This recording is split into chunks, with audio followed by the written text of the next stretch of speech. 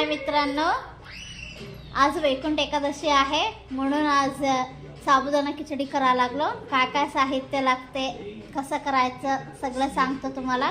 या सगळे हे बघा फ्रेंड्स, मट्टे 2 बटाटे बारीक कापून घेतलो। हे एक 8 ते 10 मिरच्या कापून घेतलो आणि एक मुठी थोडं शेंगा आणि कढीपत्ता। हे शेंगदाणे भाजून पावडर करून घेतलेला आहे। आणि मेन इंग्रेडियंट्स साबुदाणा मी सकाळीच भिजून घेतलं होतं।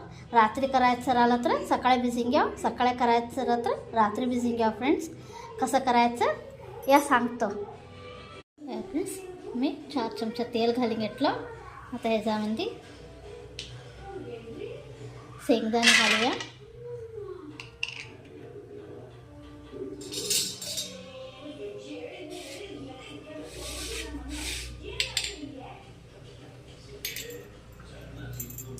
मिरच्या घालूया।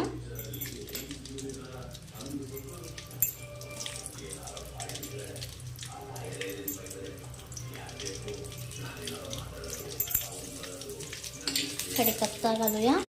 छान असं फ्राय झाला का आणि त्याच्यामध्ये मी हळद ऑप्शनल आहे, मी थोडासा घातलो।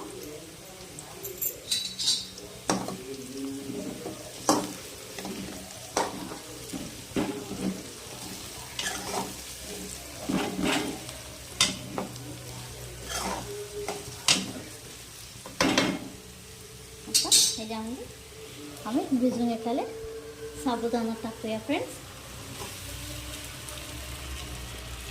छान खालून घेतलं। आता मेन इंग्रेडियंट्स हे शेंगदाणे भाजून घेतलेले पावडर, हेच मेन। त्याला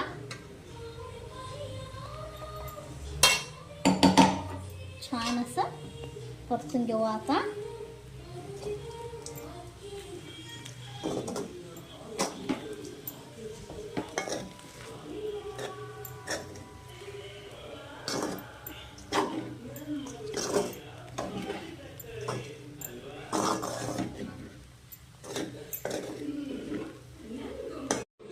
हे बघा फ्रेंड्स, साबुदाणा खिचडी तयार झाले बघा।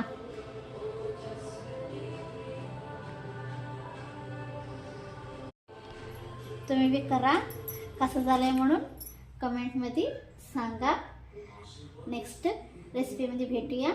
सगळ्यांना बी शुभरात्री। फ्रेंड्स, माझ्या चॅनलला सबस्क्राईब करा आणि माझ्या या रेसिपीला लाईक करा। फ्रेंड्स।